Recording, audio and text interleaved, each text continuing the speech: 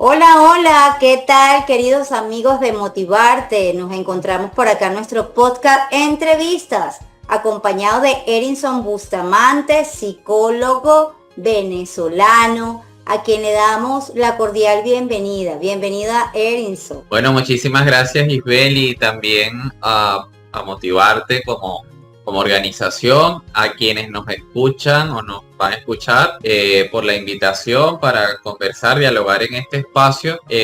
Nuevamente muy agradecido, muy honrado y además confiando plenamente en que lo que aquí vamos a compartir, a intercambiar, sea de mucha ayuda para otras personas y particularmente para niños, niñas y adolescentes, que es la motivación, lo que motiva el arte del que hablaremos en este encuentro de hoy. Eso es correcto, Erinson. Estamos compartiendo un tema muy importante, los mitos y verdades de la protección infantil. Y qué mejor que Erinson, que bueno, tiene experiencia, no solamente desde su formación como psicólogo, sino que a él se define como un aventurero y apasionado de la protección de la infancia y de la adolescencia, lo que le ha correspondido vivir y en esos espacios en los que se desenvuelve. ¿Qué mejor que tú para indicarnos qué es esto de la protección infantil? Porque, bueno, parece un término muy amplio. ¿Cómo lo podemos definir para comenzar? Bueno, muchas gracias Isabel, porque además, como esta forma de iniciar, marca en general de lo que hablamos cuando nos referimos a niños, niñas y adolescentes. Y la protección se refiere básicamente a todas las acciones o prácticas que se desarrollan estructuralmente, pero también vincularmente a nivel formativo, a nivel protector, para que los niños, niñas y adolescentes estén protegidos, valga la redundancia, pero también se puedan sentir seguros y a salvo en todos los contextos donde se encuentren. Y cuando hablamos de protección, entonces nos referimos a distintos aspectos o elementos que emocionalmente y también contextualmente pueden brindarles un entorno que permite desarrollarse de manera adecuada.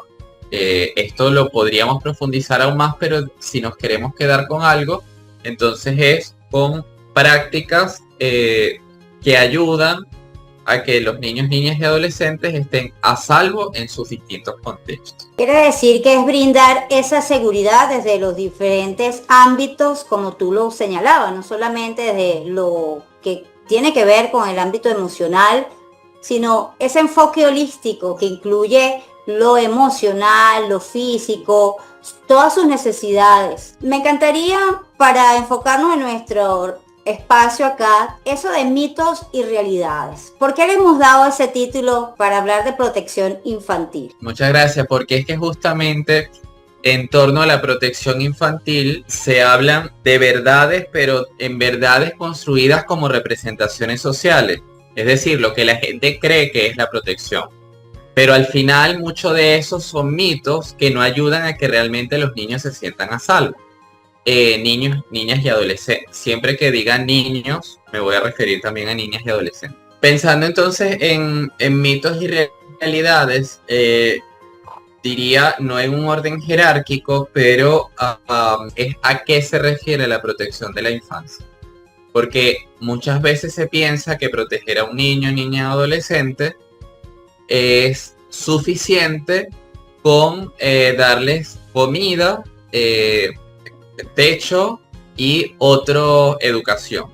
Y resulta que la protección, la verdad es que la protección implica más. La protección implica vincularse emocionalmente, cubrir sus necesidades, que no son solo necesidades materiales, físicas, y que respondan solo a los estándares sociales, sino que respondan a lo que el niño, niña o adolescente necesita según sus, como ya lo he dicho antes, necesidades emocionales, madurativas, pero también según lo que necesita en su nivel de desarrollo, en el contexto social en el que se encuentra. Entonces, la protección va más allá de lo que los adultos normalmente concebimos desde nuestras experiencias y desde lo que recibimos también. Muchas veces se cree, y eso es como muy importante, por eso hablamos de mitos, que la protección de los niños, niñas o adolescentes depende de papá y mamá. Entonces dicen, ese niño es responsabilidad de su mamá, que lo atienda su mamá o su papá. Los papás y mamás dicen que el niño en la escuela es responsabilidad de la maestra. Dicen que es responsabilidad de los padres. Algunos dicen que es responsabilidad del Estado. Pero realmente la verdad es que la protección de los niños, niñas y adolescentes dependen de todos los actores sociales. Porque, como decía un proverbio africano, para educar a un niño se requiere de una aldea entera. Si hacemos la contraposición o la analogía, para proteger a un niño se requiere de un país entero, de todos los actores y cada uno según el rol que le corresponde. Porque en definitiva, los niños, niñas y adolescentes son un espejo de la sociedad del presente. Yo siempre digo que si queremos saber cómo está la sociedad del momento, tenemos que ver cómo están los niños, las niñas o los adolescentes. Porque eso nos habla de la historia social, porque el cómo se es hoy habla del recorrido histórico que nos ha traído hasta acá. Y los niños son la muestra de eso. Y cómo estaremos mañana, pues también es un reflejo de la infancia de hoy, de cómo está siendo protegida o vulnerable. Eso me lleva a que podamos tener en la mesa, para todos aquellos que nos están escuchando, en este tema tan interesante de la protección de la infancia y la adolescencia, de esos mitos y realidades, en ese principio de corresponsabilidad que está pautado y normado en nuestro país, Venezuela, en la Ley Orgánica para la Protección del Niño, Niña y Adolescente, lo que tú mencionas.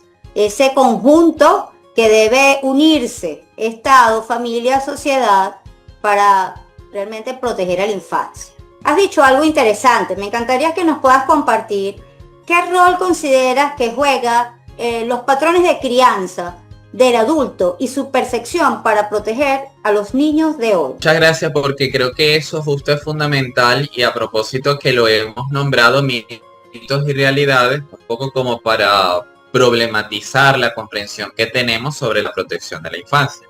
Y es que justamente el rol que tienen los adultos está marcado por la percepción que tienen sobre la infancia, y eso viene justamente de los patrones de crianza que recibieron.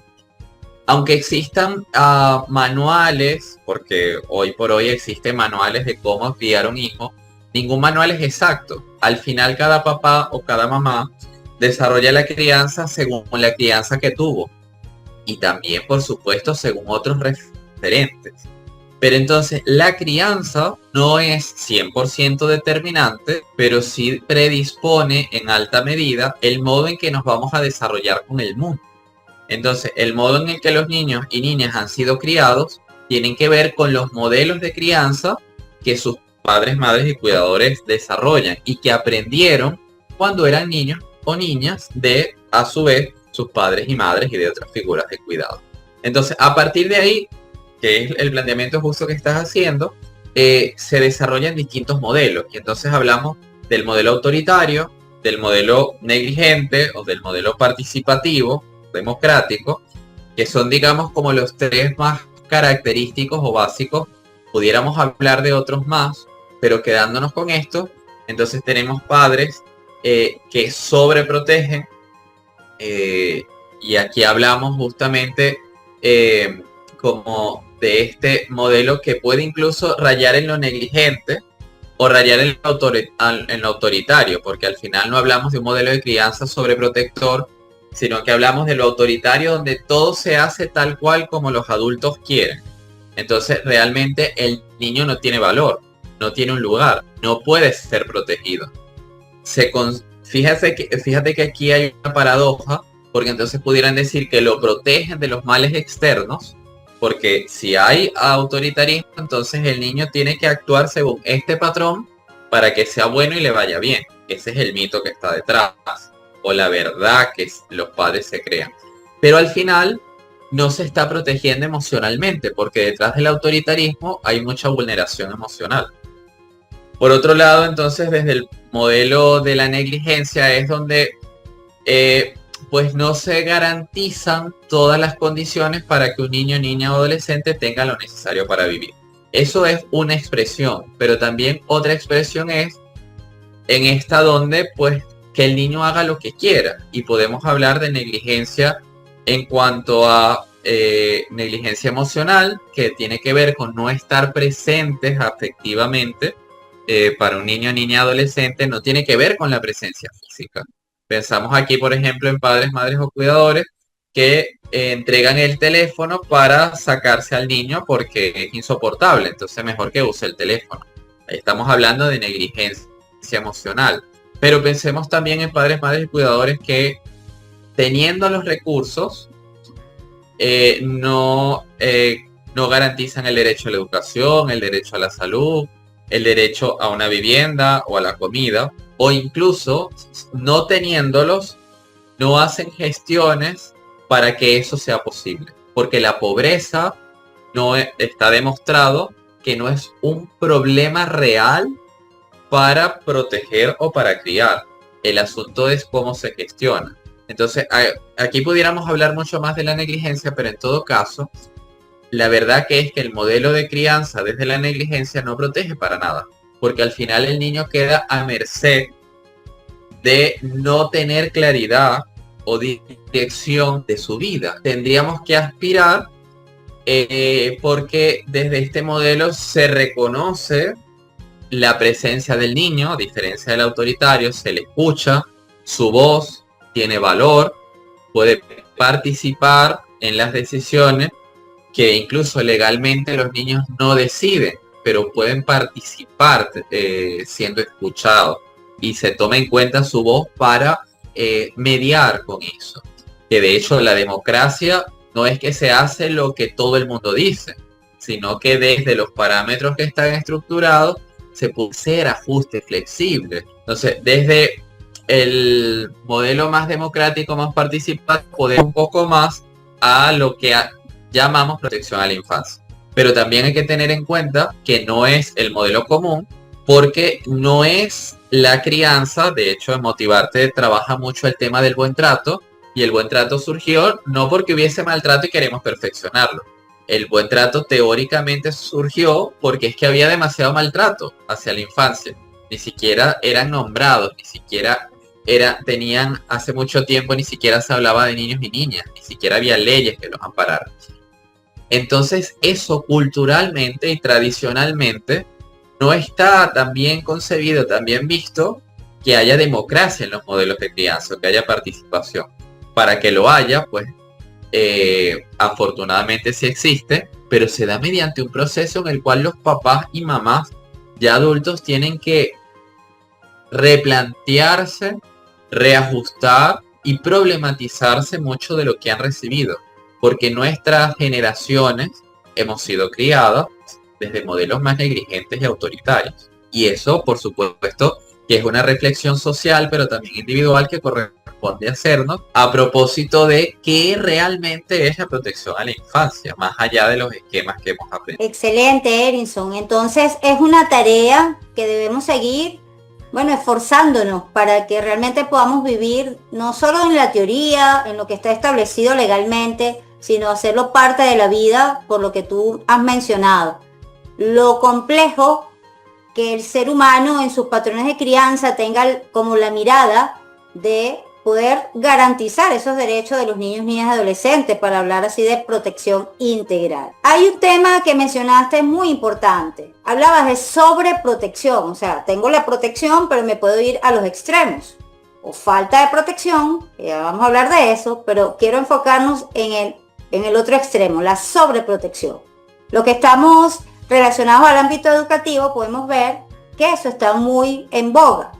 ¿Cómo podemos qué podemos recomendarle a los padres, madres, cuidadores, como tú dices, que nos están escuchando, para identificar, hey, estoy sobreprotegiendo? Porque entonces encontramos niños en las escuelas que no se sienten capaces de hacer las cosas por sí mismos. Gracias, Ibel, por la pregunta, porque a propósito de la protección infantil, que de hecho yo diría no está en un extremo de la sobreprotección, sino que es que está en el centro, porque la sobreprotección no protege. Y si la vemos en el centro, a propósito de cómo tú lo traes, tendríamos en los extremos la desprotección, que podría estar asociada a la negligencia, al autoritarismo, y la sobreprotección, que también puede estar asociado al autoritarismo, como mencionaba antes. Pero al final, como tú lo estás trayendo, me parece que en la práctica la sobreprotección responde a las angustias y miedos de los padres, de los adultos, que al final son transmitidos a los niños y niñas desde su propia angustia, desde sus propios miedos, desde sus propias limitaciones. Por eso, ser papá o ser mamá es muy complicado, porque para poder ser papá o mamá, que en principio siempre va a haber errores, se requiere una revisión permanente y una capacidad de reflexionar sobre la propia práctica de la crianza, porque se cree que se actúa bien desde lo que se aprendió, desde los dichos y patrones que se repiten, como tú bien lo decías. Entonces, desde ahí, ¿cómo identificarlo? Creo que hay muchas formas, pero hay un teórico que dice, ahora no recuerdo el nombre, que no podemos hacer nada por alguien que pueda hacer por sí mismo. Ese es el mayor daño que le podemos hacer a una persona. Y eso aplica a niños, niñas y adolescentes. Entonces, uno de los elementos claves para identificar es cuando el adulto está haciendo algo por el niño que él pueda hacer por él mismo. Y aquí va desde lo más sencillo hasta lo más complejo. Y doy un ejemplo. Es que el niño no puede hacer nada en la casa, porque eso es cuestión de adultos y lo puede poner a riesgo. Problematicemos el asunto. Realmente no puede hacer nada. O realmente no puede hacer todo. Copiar, no puede hacer como este tipo de oficios. Ni siquiera está aprendiendo a vivir. Pero posiblemente un niño a los 3 años, que ya camina, podría agarrar una zanahoria y traérsela a la mamá mientras está cocinando. Entonces, ya desde ahí y pensar, ¿no? Como desde el desarrollo evolutivo que pueden ir haciendo. Y estoy planteando esto como elementos cotidianos. Pero luego pensemos, tú traías el caso del mundo educativo, donde también se ve esto. Se mandan tareas para la casa. ¿Y quién hace las tareas? Entonces muchas veces terminan haciéndolo los padres porque es que resulta que el niño no sabe. O es que para que quede bien tienen que hacerla al adulto. Y al final eso efectivamente pudiéramos considerarlo como una forma de sobreprotección, pero que al final no protege nada porque no está enseñando al niño a vivir, sino que el adulto está viviendo por el niño. Igual, dentro de la sobreprotección, otro elemento importante es cuando todos los límites son puestos por el adulto. No solo los límites, sino la forma de vida. Sobreprotección es, no puedes, no vas a hacer, eso no está bien, no está permitido. El trasfondo es posiblemente es una buena intención, una intención de si haces eso te va a hacer daño. Si haces eso no va a estar bien. Pero realmente lo que tendría que ser desde la lógica de la protección infantil es vamos a hacerlo juntos. Yo te muestro cómo se hace y tú lo haces desde tus posibilidades. Cuando no existe el vamos a hacerlo juntos, cuando existe el yo lo hago por ti, el se hace a mi manera, pues por supuesto que estamos en alguno de los otros de estos extremos. Sobreprotección, que al final es una forma de no proteger, o en la no protección. Pero lo cierto es que no estamos en el ámbito de la protección. Y pudiéramos dar muchísimos más ejemplos de este llamado sobreprotección, pero al final lo importante, diría, como para dejar un mensaje clave, desde la sobreprotección, es siempre que se hace algo que el niño pudiera hacer por sí mismo.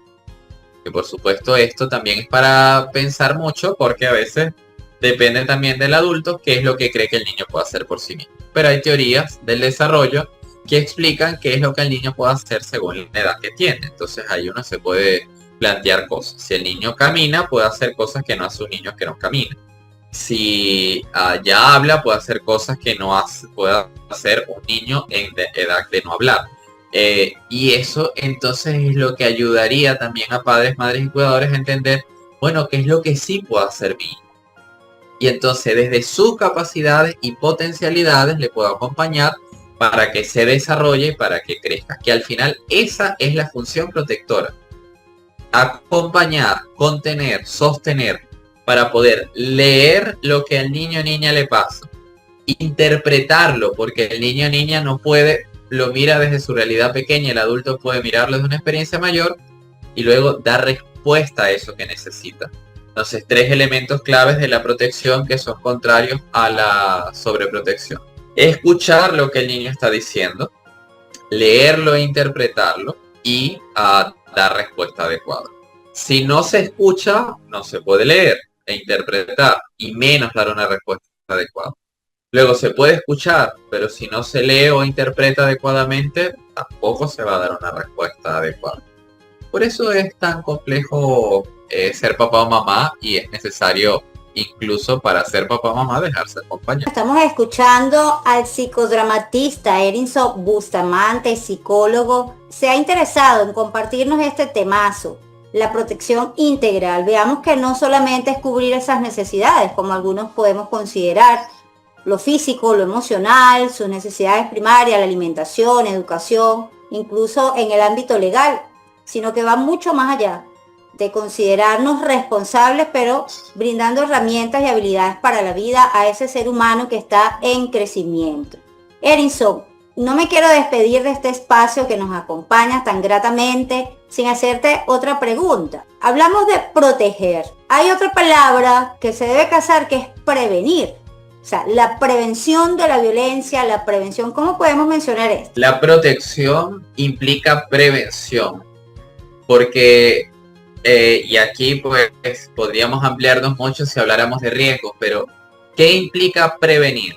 Que nos anticipamos a que ocurra un daño, que podemos tener en cuenta y ser conscientes de los riesgos que pueden hacer que un niño esté en peligro o viva un peligro y generar condiciones distintas, mitigar este posible peligro o riesgo. Si conocemos de una realidad, de un espacio donde puede haber violencia, maltrato, a contenido sexual, y sabemos que ahí lo hay, la forma de prevenir es evitándolo. Pero no solo prevenimos, también es importante que si una situación pasa podamos intervenir ante eso. Entonces, si sabemos que ocurre, el modo de proteger no es quedándonos callados, haciendo silencio, negándolo, evadiéndolo, ocultándolo, sino dándole nombre y haciendo lo que corresponde. Entonces, la protección es lo transversal y fundamental para la infancia, para la crianza, acompañada y de manera amorosa. Y efectivamente, papá, mamá, no es fácil. No existen manuales porque tendría que ser uno para cada hijo. Lo importante es justamente acompañarnos en este camino amoroso de proteger, porque al final también cuando protegemos a un niño o una niña, también estamos protegiendo las propias heridas que hemos traído desde nuestra infancia y que no siempre somos conscientes de ello. Pero eso, que es un desafío, también es una gran oportunidad para transformar nuestra sociedad. Bueno, sigamos brindando esos entornos seguros, amorosos, una crianza que realmente saque lo mejor y la mejor versión de nosotros mismos como padres, como madres, para tener una sociedad protegida y que pueda seguir protegiendo a esa infancia y a esa adolescencia que va a continuar en las futuras generaciones. Erinson, compártenos tus redes sociales para que todos aquellos que quieran disfrutar de tu experiencia profesional puedan también seguirte. Por Instagram me pueden seguir como @psiqueencamino, y también desde el proyecto que comparto con otros compañeros psicólogos y psicodramatistas por @psicoescena_be en Instagram también, y pues allí pueden seguir un poco el contenido que compartimos y las actividades que desarrollamos en protección de la infancia y en otros temas. Gracias por hacer de tu vida un arte, siendo protector de la infancia. Muy agradecida con aceptar nuestra invitación. Como seguimos y decimos en Motivarte, seguimos creciendo juntos. Muchas gracias. Muchas gracias, Isabel, a ti, a Motivarte por la invitación, y efectivamente sigamos creciendo juntos por la protección de la infancia y por un país cada vez mejor.